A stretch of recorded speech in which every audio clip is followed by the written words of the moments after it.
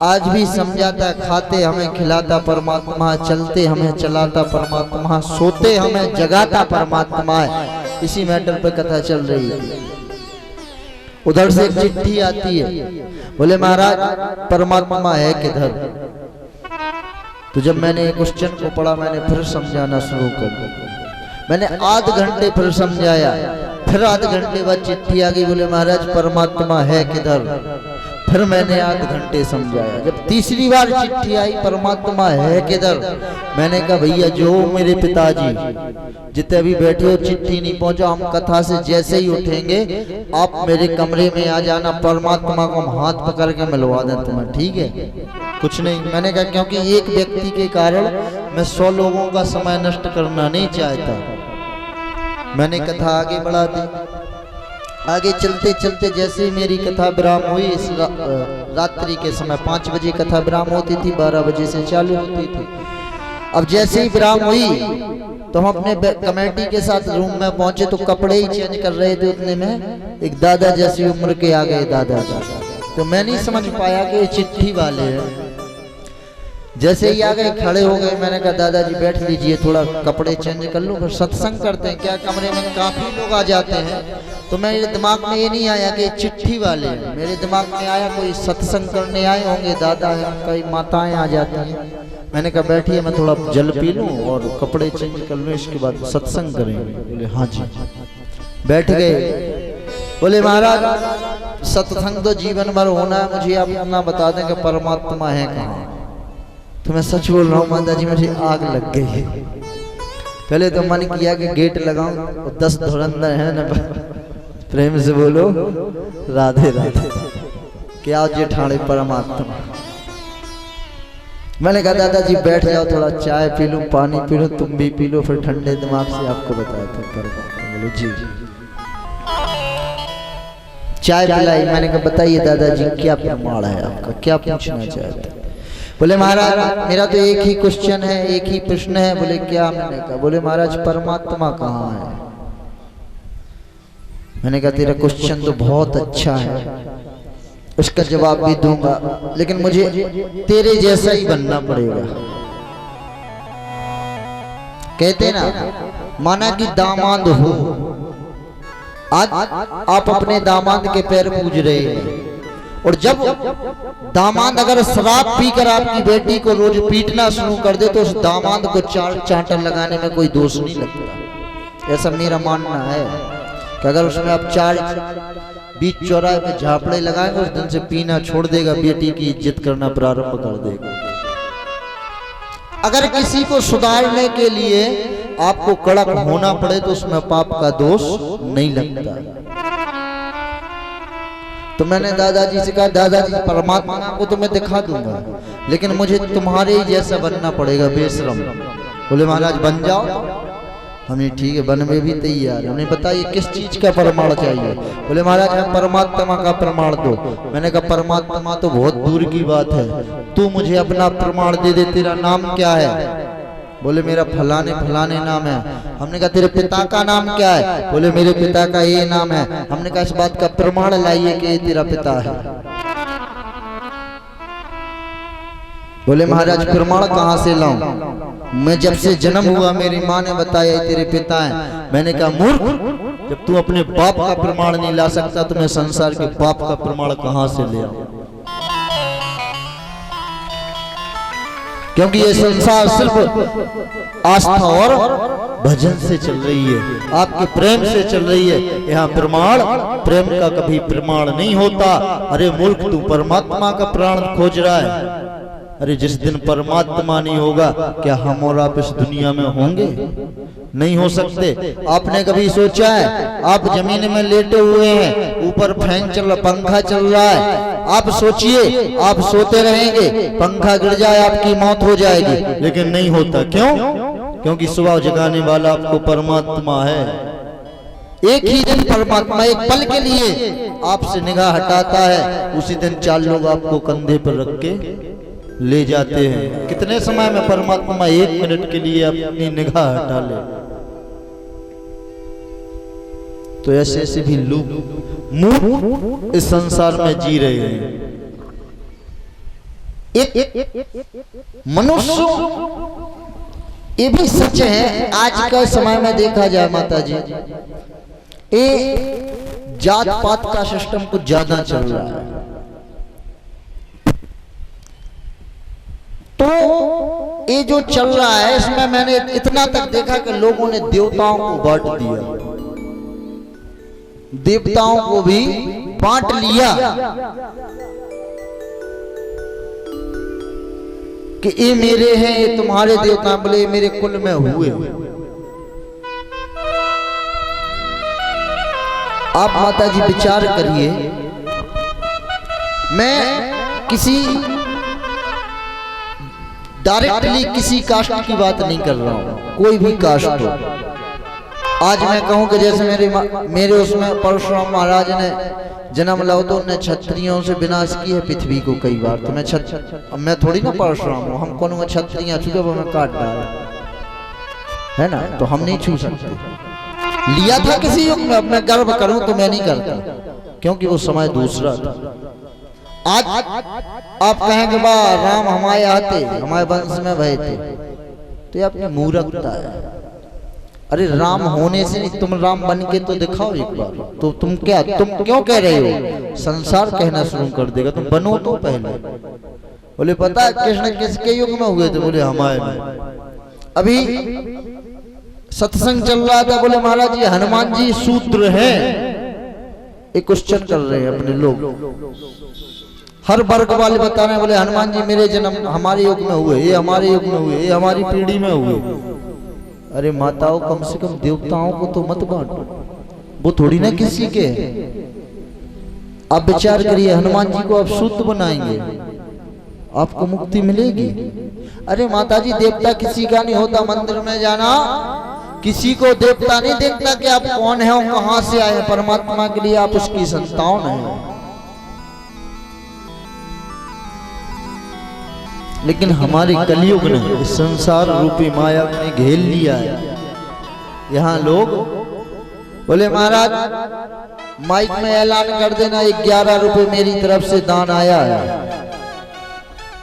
11 रुपए दान किया है, ऐलान करवाएंगे, क्योंकि धर्म कर रहा है, शोर मचाना है। अरे माता उस समय भूल जाती हो का, दीवाल के पीछे पाप करने से नहीं होता कि कोई देख नहीं रहा है। अरे उससे डरो, वो देख रहा है। धर्म हमारे माता है, कोई भी भक्त हो सबसे आगे फर्स्ट लाइन में खड़ा होके धर्म करेगा, सबको दिख जाए। अरे मेरी सेल्फी लो, मेरा नाम बोलो। कभी पाप करते समय भी कभी किसी से नाम बुलवाया कि मैंने पाप किया, नहीं बुलवाते। तो मेरा कहने का तात्पर्य है माताओं कि आज भी वो परमात्मा देखता है, हर व्यक्ति अपने किए की कर्म की ही सजा पाता है। वो कलयुग का प्रभाव तो ऐसा है कि मरने से पहले ही भोग करके जाना पड़ता है, कलयुग का प्रभाव है। तो इस प्रकार सुखदेव जी महाराज काफी लीलाओं का रसपान करा रहे हैं। और उस पावन कथा से मैं प्रवेश करने से पहले मैं माता जी से यही निवेदन करूंगा सभी भक्तों से कि आपको कल बताया, पहले दिन बताया, दूसरे दिन बताया और 7वें दिन रोजाना आपको एक ही बात बताई माता जी, ए मुख पवित्र वाणी बोलने के लिए परमात्मा ने दिया है। इससे पवित्र बोलिए, मीठा बोलिए, इससे जितना हो प्रभु का भजन करिए। आप नगर में घूमे, पड़ोस में बैठे, इससे अच्छा गोविंद के साथ बैठो। इन हाथों से जितना हो दान धर्म अच्छा कार्य करें और अपने माता पिता की सेवा करना ना भूलें, क्योंकि माता जी जिस दिन माता पिता नहीं होते ना, उस दिन रोने के अलावा कुछ नहीं होता। आज उन बच्चों से पूछो जिनके पास माता पिता नहीं है, उन बच्चों के हृदय को पूछो कि माता पिता का दर्द होता क्या।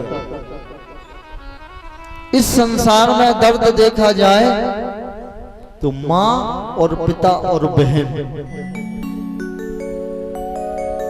आज जब दो भाई होते हैं एक पिता के और एक बहन हो, और जब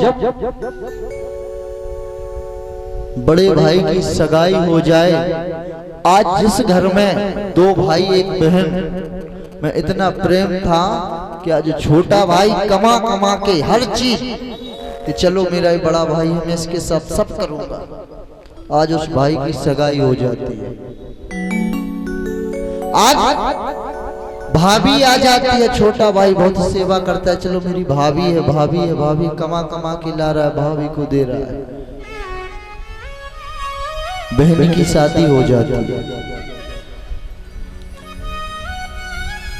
अब माँ बेचारी बूढ़ी हो गई, उसको चिंता लगे ही छोटे पुत्र की कि मेरे इस पुत्र की सगाई और हो जाए, मैं फ्री हो जाऊंगी।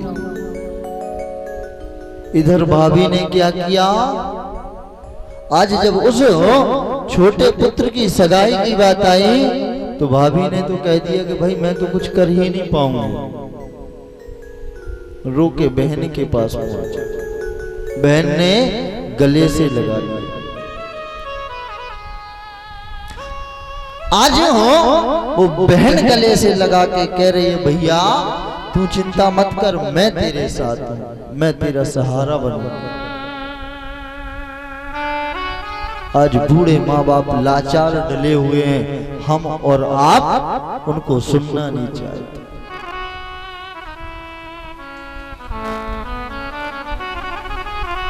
तो माताओं में यही कहूंगा कि अपने माँ बाप और सास ससुर की सेवा करें, और अगर ठाकुर जी ने आपको पति के साथ साथ देवर भी दिया है तो कभी उनको अलग ना करें, क्योंकि ठाकुर जी ने साक्षात परमात्मा ने जब वो दो जोड़ी बना के भेजी है माता जी, और आप उनको अलग करके जो पाप कर रही है माता जी, इसको परमात्मा कभी माफ नहीं करेगा। और सभी माताओं से निवेदन करूंगा कि कभी भी अगर माँ का सबसे सहारा कौन बनता है, माँ का सबसे बड़ा सहारा बनती है उसकी लाडली बेटी। पुत्र पीट सकता है, गाली दे सकता है, अगर बेटी की सगाई भी हो जाए तो बेटी को पता चल जाए कि मेरी माँ आज दुख है, माँ को तकलीफ है, तो बेटी माँ को लेके अपने पास रख लेती है, भले ही उसे ससुराल से ताने क्यों ना सुनने को मिलते रहे, फिर भी अपना दर्द नहीं बताता। आज वो बेटी है कि आज माँ बाप ने सगाई कर दी, अब कोई माँ बाप बुरा नहीं चाहते, लेकिन जीवन नसीब की बात होती है। आज बेटी की सगाई हुई, कल पति ने शराब पीना शुरू कर दिया, बेटी रोज कुट रही है, फिर भी माँ से हंस के बात कर रही है, माँ को नहीं बता रही। क्यों? कि अगर मैं माँ को बताऊंगी तो माँ को तकलीफ होगी, नहीं बताती, हर दर्द उठाती है, और फिर भी आपके पास जब आएगी हंसती हुई आएगी, आपसे हंस के बात करेगी और आपसे यही कहेगी, माँ तू बिल्कुल मत घबराना, तू चिंता मत करना, अगर भाभी के वचन तुझे सहे ना जाए माँ तो तू मुझे बताना, मैं तुझे ले जाऊंगी। आज वो बेटी वहां ससुराल में ताने सुन रही है और अपने माँ को समझा रही है, माँ मैं तेरे साथ खड़ी हूं।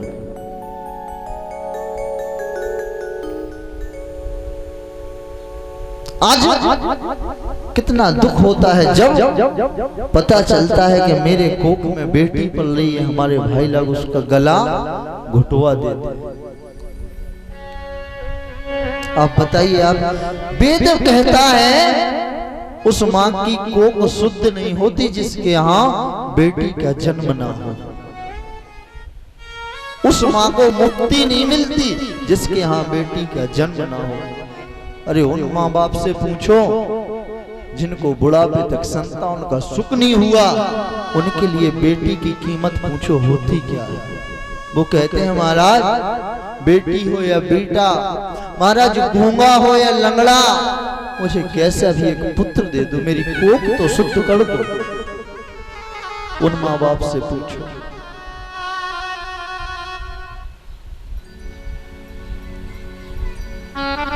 आज बेटी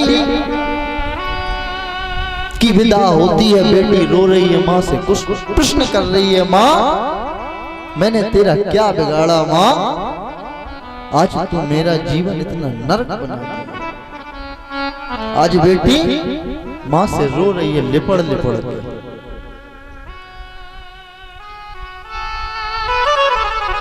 और माँ से प्रश्न कर रही है, माँ मैं जब इतनी सी थी ना माँ, जब से तेरे लिए खाना पका रही हूं, आज मैं जब बड़ी हुई तो तूने मुझे माँ अपने आप से दूर कर दिया। आज बेटी रो रो के माँ से लिपड़ लिपड़ के कह रही है, माँ मुझे माँ से गिला। आज बेटी लिपड़ लिपड़ के कहती है, माँ जब मैं खाना बनाने लायक नहीं थी, जब मैंने तुझे उंगलियों में मैं जल जाती थी, माँ तेरे लिए रोटी पका के लाती थी। माँ जब मैं इतनी सी थी, मैंने इतना बड़ा कलश सर पर रख के पानी लाया, आपको पानी दिया। माँ मैंने क्या नहीं किया, वो आज तूने मुझे अपने आप से दूर कर दिया। क्यों? क्योंकि मैं बेटी हूं। आज माँ इस घर में मेरा कुछ नहीं है।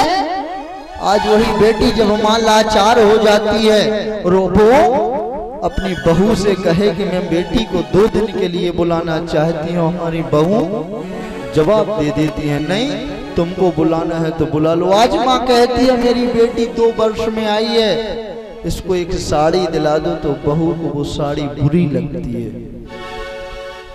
आज बेटी रो रही है, माँ मुझे इस घर में इतनी भी इज्जत, जिस घर में मैं पली पुसी, ये घर मेरा है, माँ आज मुझे इस घर ने इतना दूर कर दिया कि तुम लेट के सुन रही है और मुझे ताने मिल रहे हैं। माँ वो मुझे माँ से गिला, मिलाए क्या सिला, बेटियां क्यों पराई हैं, बेटियां क्यों पराई हैं, मेरी माँ बेटियां क्यों पराई हैं। वो मुझे माँ से गिरा, मिलाए क्या सिला, मुझे माँ से गिला, मिलाए क्या सिला। ओ बेटियां क्यों पराई है, बेटियां क्यों पराई है, मेरी माँ।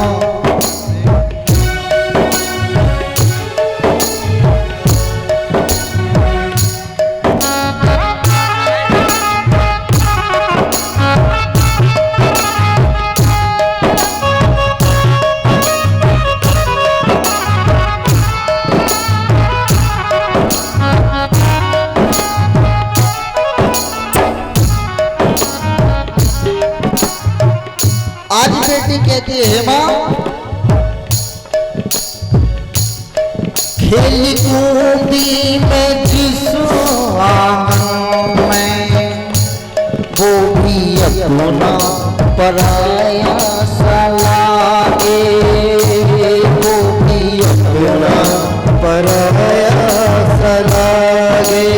बोली माँ जब मैं छोटी सी थी ना, तुम माँ थी मेरी, इस घर में मैं आजाद रहती थी, सामने में मैं खेलती थी, तेरा प्यार पाती थी। माँ आज मैं इतने दूर डाल दिया मुझे, मैं सामने में आने के लिए तरस रही हूँ। माँ उतने कितने दर्द उठा रही हूँ, माँ मैं तुझसे मिल नहीं पाती। माँ आज तू मुझे क्यों दूर कर रही है।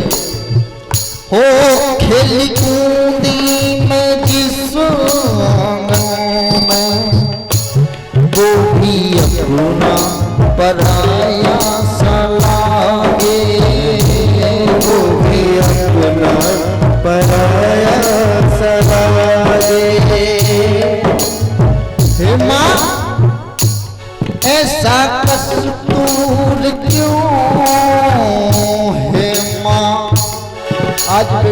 रो के पूछ रही है माँ से, माँ मुझे तो मेरी बात का जवाब दे दे।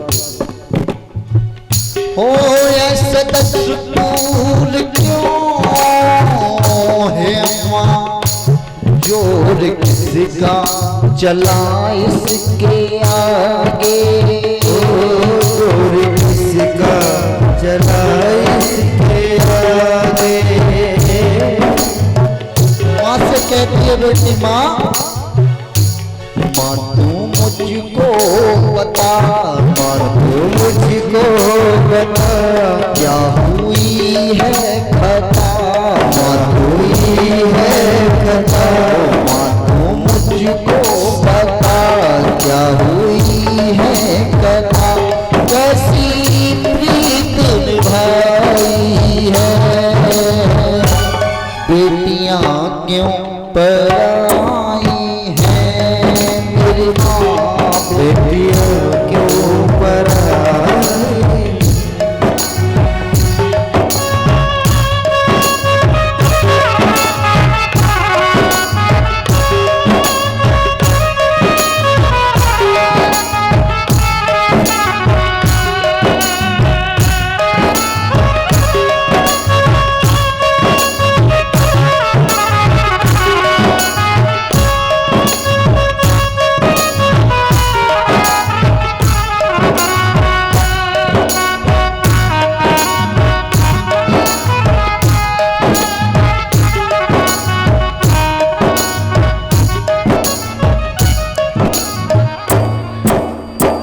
आज बेटी रो रही है माँ के पास। माँ पता है माँ, मैं जब सारे दिन ससुराल में काम करती हूँ और रात में मैं जब पति का इंतजार करती हूँ कि माँ आज तो वो मुझसे बोलेंगे, आज वो हमसे प्रेम करेंगे। माँ जब वो आते हैं ना तो माँ बोलने की तो बात क्या है, मुझे छिपना पड़ता है।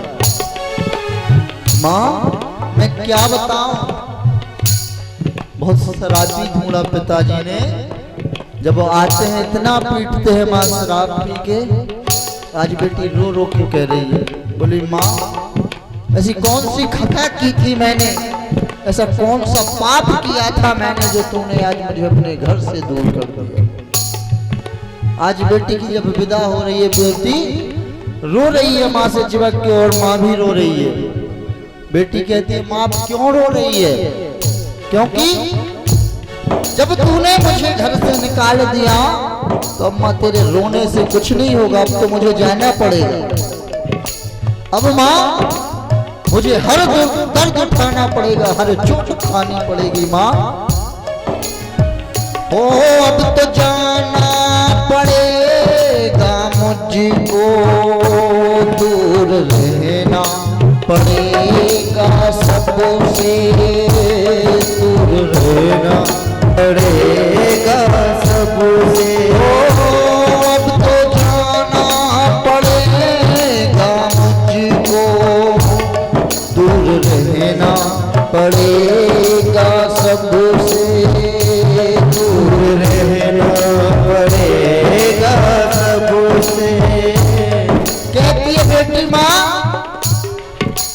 अब तू मत रो, अब तो माँ मैं जा रही हूं, मैं तो एक ही बात बोल के जाऊंगी। माँ गलतियां मेरी माँ माफ। आज बेटी रो रही है माँ के पास, बोली माँ इतना मैं कष्ट व तकलीफ देख रही हूँ, फिर भी मैं कह रही हूँ माँ अगर मुझसे अभी तक की उम्र में कुछ गलतियां हुई हो, गलतियां मेरी माँ माफ करना, बिछड़ा सहना पड़ेगा सबसे, बिछड़ा सहना पड़ेगा सबसे। आज बेटी रो रो के माँ से कहती है माँ आज मैं विदा कर रही है तू, माँ बहुत तकलीफ होती हूँ फिर भी जा रही हूँ, मत एक बार गले से लगा ले, पता चले आगे आने वाला करो कोई नहीं जानता। आज बेटी चिपक के रो रही है, माँ से कह रही है वो अच्छा चलती हूँ माँ, अच्छा चलती हूँ माँ, अच्छा चलती हूँ माँ, अच्छा चलती हूँ माँ, गले से लगा, गले से लगा